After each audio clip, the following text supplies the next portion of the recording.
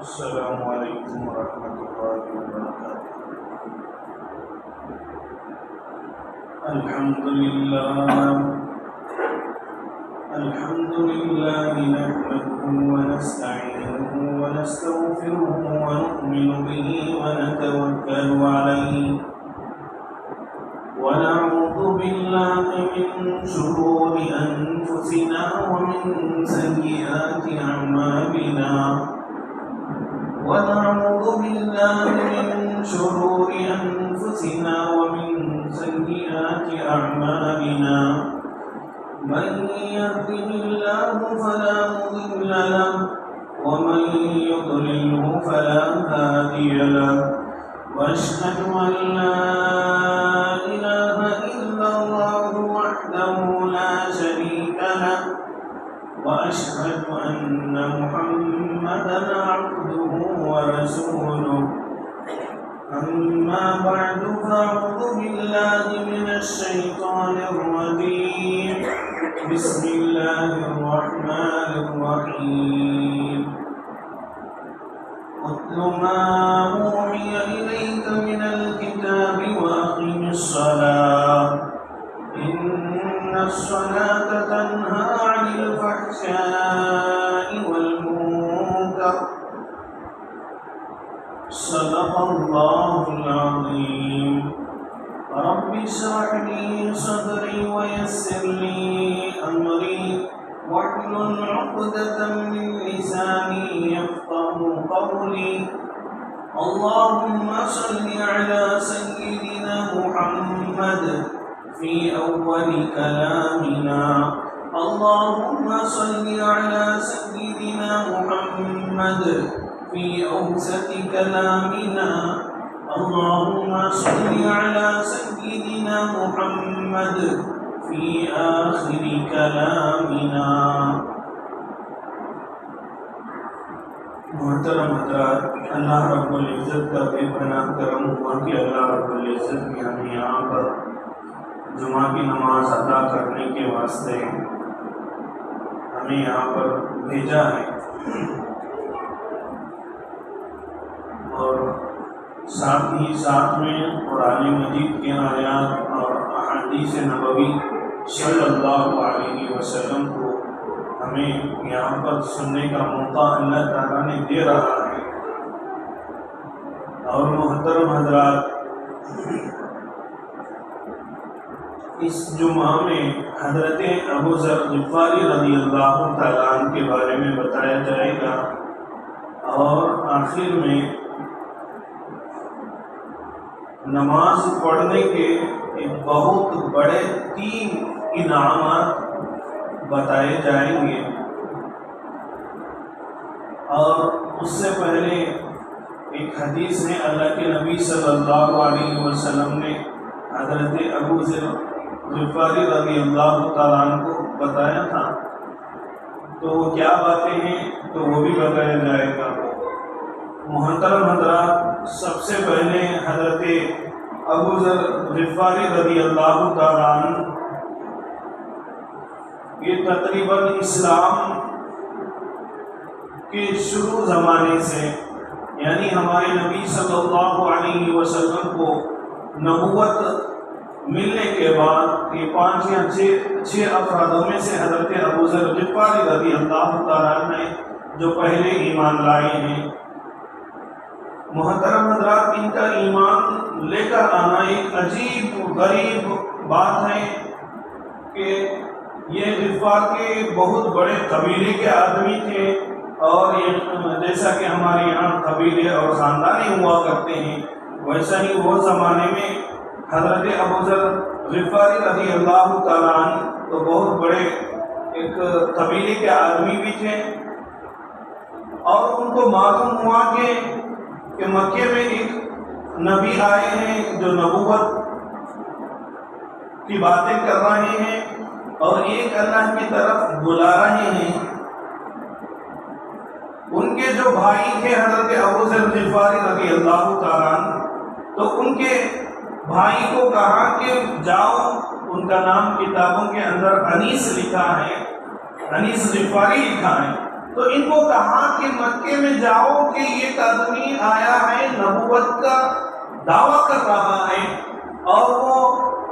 نبوت کی باتیں بتا رہا ہے اور نبی کا دعوے دار کہہ رہا ہے، جاؤ وہاں جو باتیں سن کر آتے ہیں تو مجھے ہو بہو ایسے ہی باتیں بتانا وہاں جو ہو رہی ہے، جو باتیں ہو رہی ہیں۔ تو ان کے حضرت ابو ذر غفاری رضی اللہ تعالیٰ کے بھائی جاتے ہیں مکے میں، دیکھتے ہیں حضور صلی اللہ علیہ وسلم کی جو باتیں تھے تو وہ باتیں سنتے۔ شروع زمانے میں اللہ کے نبی صلی اللہ علیہ وسلم دین کا علم ایک دم نہیں لہرایا کہ خفیہ طور پر نمازیں پڑھتے تھے، خفیہ طور پر دین کے باتیں ہوتے تھے، خفیہ طور پر قرآن مجید کی تلاوت ہوتی تھی، خفیہ طور پر دین کے مجالس لگتے تھے۔ ویسے میں حضرت انیس غفاری رضی اللہ تعالیٰ عنہ جو ایمان لائے یا نہیں لائے کتابوں کے اندر نہیں لکھا ہے، تو محترم حضرت یہ بتا رہے ہیں۔ تو مجلس میں گئے، اللہ کے نبی صلی اللہ علیہ وسلم کے مجلس میں گئے، وہاں جو نمازیں پڑھ رہے تھے، جو باتیں بتا رہے تھے، تو مکے کا سفر کر کر پھر آ گئے بھائی کے پاس، بتانے لگے کہ ان جیسے سچے آدمی کو میں پوری دنیا میں نہیں دیکھا۔ ہمارے نبی کے باتیں بتا رہے ہیں حضرت غفاری رضی اللہ تعالیٰ عنہ کے بھائی، ان جیسے سچے آدمی کو میں پوری دنیا میں نہیں دیکھا،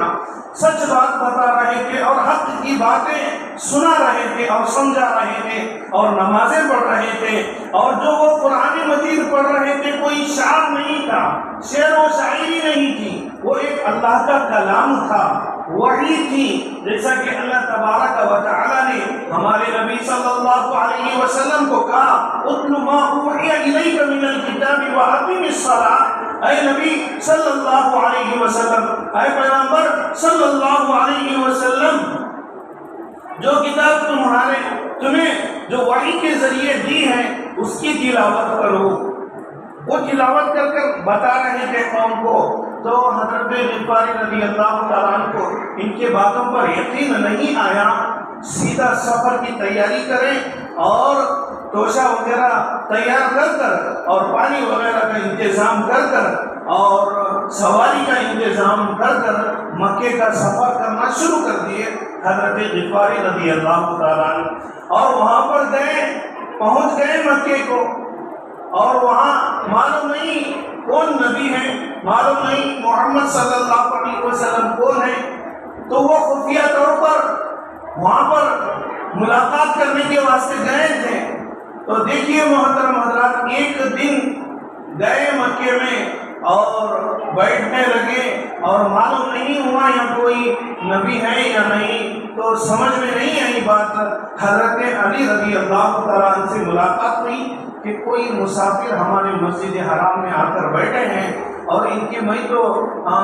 مہمان نوازی کروں، کوئی مسافر آدمی ہے ایسا سمجھ کر حضرت علی رضی اللہ تعالیٰ عنہ حضرت غفاری رضی اللہ تعالیٰ عنہ کو بلا لے کر گھر کو چلے گئے اور کہہ رہے تھے کہ کوئی اجنبی آ گیا، اور مکے میں وہ زمانہ شروع زمانہ تھا، اسلام کا آغاز تھا، نبوت کا ڈنکا بج گیا تھا، کہ اس لیے حضرت علی رضی اللہ تعالیٰ عنہ کہنے لگے تو میرے پیچھے پیچھے آ جانا، میں سامنے سامنے جاؤں گا۔ چلے گئے اور ایک دن سفر جانے کے بعد اور حضرت علی رضی اللہ تعالیٰ کے گھر میں آرام کرنے لگے اور نمازیں حضرت علی رضی اللہ تعالیٰ خفیہ طور پر پڑھنے لگے، کیونکہ شروع زمانہ تھا، ہونا ہو حکومت کا کوئی جاسوس ہو اور حکومت کی طرف سے کوئی آدمی کو بھیجا گیا ہو، اسی لیے وہ کھلا نماز نہیں پڑھے، اور نماز پڑھنے کے بعد اور چلے گئے، اور چلے جانے کے بعد پھر دوبارہ ایک دن ملاقات ہوئی، پھر دوسرے دن ملاقات ہوئی، تیسرے دن حضرت علی رضی اللہ تعالیٰ حضرت غفاری رضی اللہ تعالیٰ کو کہنے لگے یہاں پر آنے کا مقصد کیا ہے، آپ کا مقصد کیا ہے اور کس وجہ سے آئے ہو اور یہاں کس کی تلاش میں آئے ہو، یہ باتیں کہنے لگے۔ تو غفاری رضی اللہ تعالیٰ بتاتے ہیں کہ یہ خفیہ باتیں ہیں، دوسروں کو نہیں بتانا، میں یہاں پر ایک نبی جو محمد نامی صلی اللہ علیہ وسلم ہے، ان کو میں ان کی تلاش میں آیا ہوں۔ تو حضرت غفاری رضی اللہ تعالیٰ کہتے ہیں آپ صحیح جگہ پر پہنچے الحمدللہ. ہاں چلو میں آج ان کے پاس جا رہا ہوں اور میں وقت کے نبی کے پاس جا رہا ہوں، آپ سے ملاقات کراؤں گا. تو حضرت علی رضی اللہ تعالیٰ کہتے ہیں کہ باہر زمانہ بہت خراب ہے، اسی لیے میرے پیچھے آنا مشکل کی بات ہے اور میں جاتا ہوں، آپ پیچھے پیچھے آ جانا. اگر کوئی گڑبڑ ہو جائے تو میں وہاں سے ہٹ جاؤں گا، آپ بھی دور ہٹ جانا اور پھر کہیں جا کر ملاقات پھر دوبارہ سے ہو جائے گی تو کوئی گڑبڑی نہ ہو جائے. ایسا تدبیر اختیار کر کر آخرکار اللہ کے نبی صلی اللہ علیہ وسلم کے پاس پہنچ گئے حضرت غفاری رضی اللہ تعالیٰ عنہ اور حضرت علی رضی اللہ تعالیٰ عنہ. گئے محترم حضرات، سب سے پہلے ایمان قبول نہیں کرے اور پہلی ملاقات پر اللہ کے نبی صلی اللہ علیہ وسلم کو السلام علیکم کہا. حضرت غفاری رضی اللہ تعالیٰ عنہ السلام علیکم کہا اور اللہ کے نبی صلی اللہ علیہ وسلم وعلیکم السلام ورحمۃ اللہ وبرکاتہ کہہ کر جواب دیا اور دینے کے بعد یہیں سے سلام کا آغاز شروع ہو گیا اور اسلام میں سلام کرنے کا رواج شروع ہو گیا. محترم حضرات، اور دیکھیے ادھر حضرت غفاری رضی اللہ تعالیٰ عنہ کلمہ پڑھ لیتے ہیں. پڑھ لینے کے بعد اشہد ان لا الہ الا اللہ واشہد ان محمدا عبدہ ورسولہ، نہیں کوئی معبود اللہ کے سوا، اللہ اکیلا ہے، اس کا کوئی معبود نہیں اور محمد صلی اللہ علیہ وسلم اس کے بندے اور اس کے رسول ہیں، اللہ کے بندے اور اس کے رسول ہیں. یہ کہہ کر چلے گئے اور چلے جانے کے بعد مکے کے گلیوں میں جا کر کہنے لگے اشہد ان لا الہ الا اللہ واشہد ان محمد عبدہ ورسولہ. کفار مکہ جو وہ زمانے میں حکومت انہی کی تھی اور زمانہ بھی انہی کا تھا، اسلام کا شروع زمانہ تھا.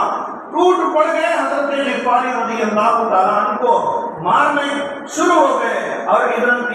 حضرت علی رضی اللہ تعالیٰ عنہ غالباً ایک صحابی ہیں تو ان کو بچانے کی کوشش کریں اور پھر بھی مارے پڑ گئے اور اسلام کے خاطر مارا کھائے پھر بھی کلمہ نہیں چھوڑے اور مارا کھائے دین نہیں چھوڑے، ادھر مارے پڑتے رہے. اور ایک صحابی اچھی تدبیر اختیار کر وہ جو مشرکین مکہ تھے ان کو کہنے لگے یہ کون آدمی ہے معلوم کیا؟ یہ غفار کا بہت بڑا آدمی ہے اور تمہارا تجارتی قافلہ اگر مکے سے اگر دوسری طرف جانا ہو غفار کے قبیلے سے ہوتے ہوئے جانا پڑے گا. کل کے دن غفار کے لوگوں کو معلوم ہو جائے گا تو غفار کے آدمی کو ایک آدمی کو مارا گیا مکے میں، ایک آدمی کو تکلیف دیا گیا اور ان کو ستایا گیا تو وہ غفار کے قبیلے کے آدمی آپ کو نہیں چھوڑیں گے. یہ بات کہنا تھا مکے کے بڑے بڑے سرداروں نے حضرت غفار رضی اللہ تعالیٰ عنہ کو ابو ذر غفاری رضی اللہ تعالیٰ عنہ کو چھوڑ دیا اور وہاں سے چلے گئے.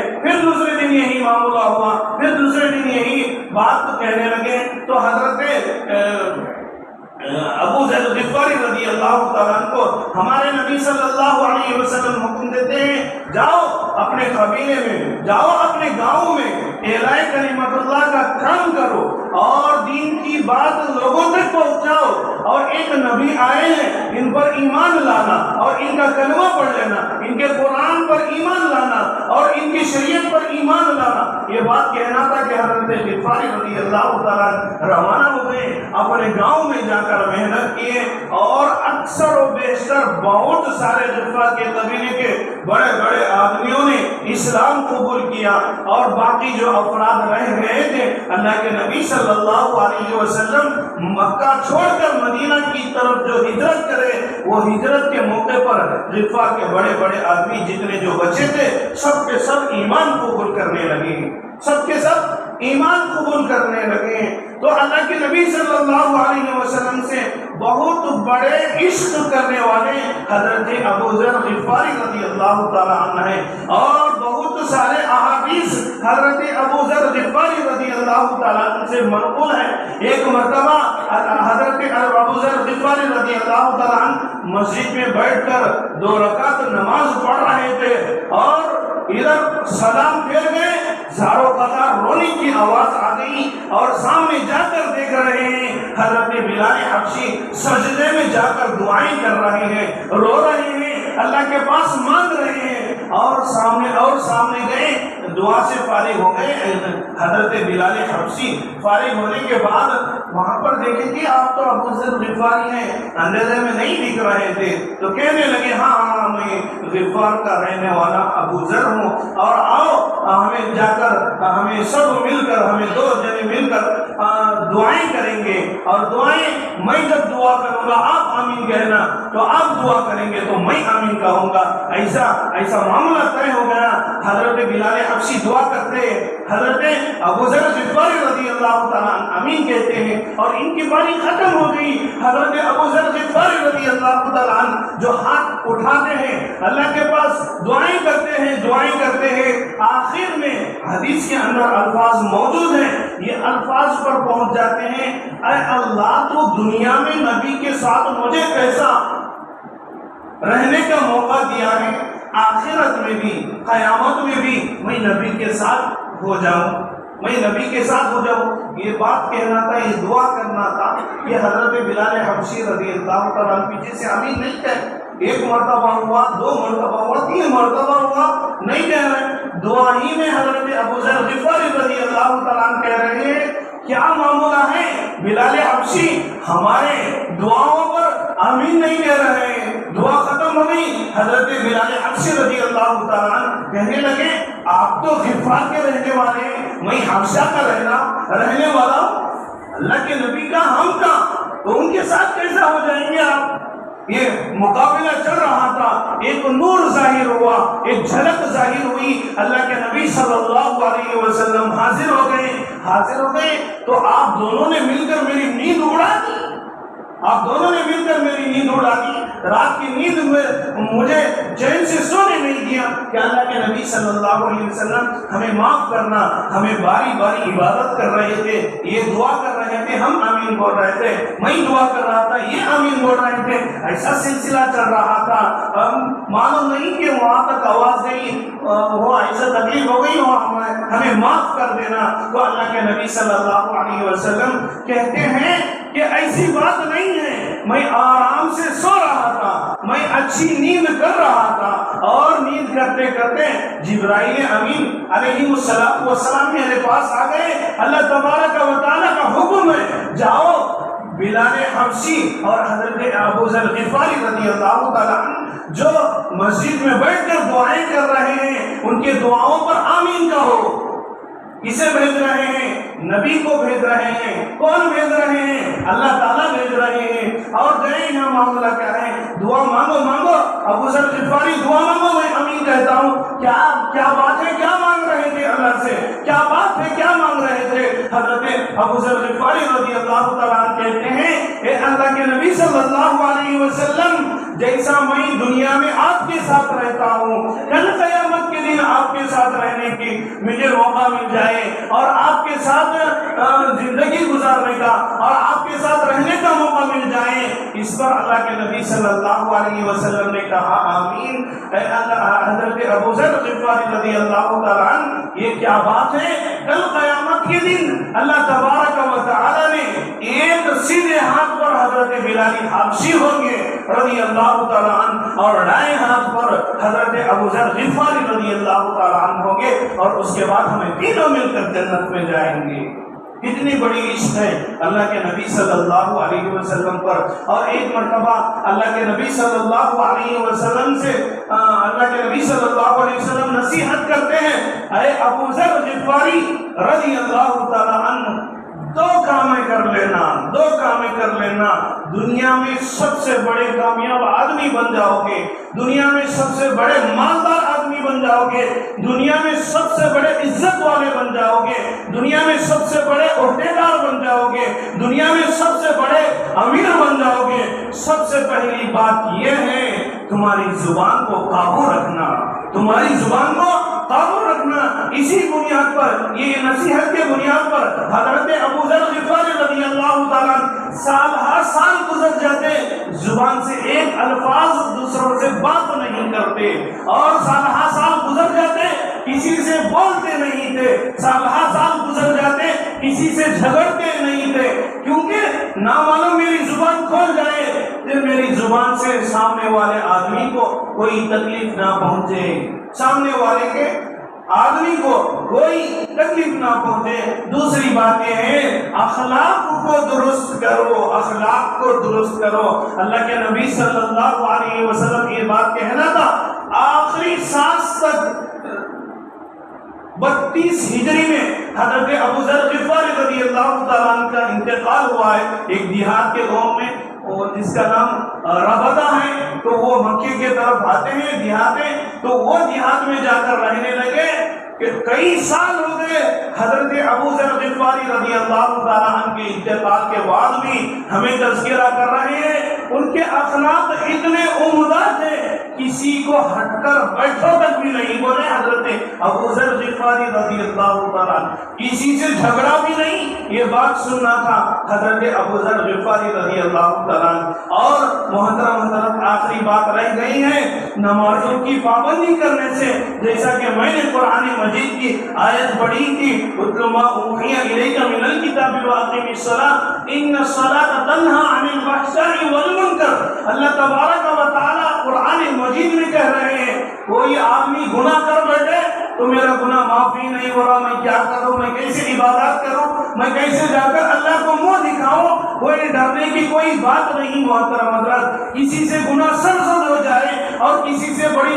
غلطی ہو جائے تو جان بوجھ کر ہو جائے یا انجانے میں ہو جائے، محترم حضرات اللہ سے معافی مانگے اور اللہ کے دربار میں آ کر سجدہ ریز ہو جائے اور اللہ کے دربار میں آ کر 5 وقت کی نماز پڑھتے رہیں۔ ان الصلاۃ تنہی عن الفحشاء والمنکر، کوئی آدمی بڑا سا بڑا گنہگار کیوں نہ ہو 5 وقت کی نماز کو پابندی کے ساتھ پڑھتا ہے، اللہ تبارک و تعالیٰ کہہ رہے ہیں اس کے گناہ دھیرے دھیرے معاف ہو جائیں گے اور وہ گناہ سے دوری اختیار کرنے پر مجبور ہو جائے گا، اور نماز ایسے گناہوں سے دور بھگائے گا، ایسے گناہوں سے دور بھگائے گا۔ دیکھو محترم حضرات ہمیں بہت سارے مثالیں مل جاتے ہیں، ہمیں بہت سارے مثالیں مل جاتے ہیں۔ ایک آدمی گھنٹے کا سفر کیا ہو، گھنٹہ چل رہا ہو، پھر ادھر آنے کے واسطے کتنے گھنٹے ہو جاتے ہیں۔ ویسا ہی محترم حضرات ہمیں نمازیں ایک ظہر کی نماز پڑھ لیے اور جمعہ کی نماز پڑھ لیے، عصر کی نماز تک بھی اللہ تبارک و تعالی ہمیں حفاظت کریں گے، عصر کی نماز پڑھیں گے، مغرب کی نماز کی طرف تک بھی ہمیں اللہ تبارک و تعالی کی حفاظت میں ہوں گے، اور مغرب کی نماز پڑھیں گے عشاء کی نماز تک، عشاء کی نماز پڑھیں گے فجر کی نماز تک اللہ کی حفاظت میں ہمیں ہوں گے اور ہمارے سے کوئی گناہ سرزد نہیں ہوگا۔ اور سب سے پہلی بات یہ ہے کہ نمازوں کی پابندی کرنے سے گناہوں سے دوری اختیار کرنے پر اللہ تبارک و تعالیٰ اسے طاقت دیتے ہیں اور اسے قوت دیتے ہیں۔ دوسری بات یہ ہے کہ اللہ تبارک و تعالیٰ غیبی طریقے سے اسے رزق کو عطا کر دیتے ہیں، یعنی ہر آدمی کی کوشش یہ ہے کہ ہمیں 2 وقت کی روٹی مل جائے اور 3 وقت کی روٹی مل جائے، ہمیں ہمارے گھر والے پیٹ بھر کر کھا جائے اور ہمیں اناج مل جائے اور سال بھر کا انتظام ہو جائے۔ ہمیں اسی بنیاد پر اور ہمیں کاروبار کر رہے ہیں اور ہمیں اس طرح کے مشقتیں اٹھا رہے ہیں، 5 وقت کی نماز پڑھیں گے، اللہ تبارک و تعالیٰ نے رزق کا مسئلہ حل کر دیں گے۔ اور آخری بات یہ ہے،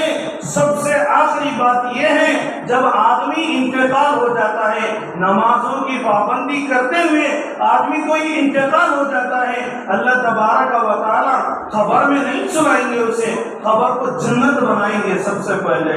خبر کو جنت بنائیں گے اور جنت بنانے کے بعد وہ آدمی کو اس کے بعد حساب کتاب شروع ہوگا۔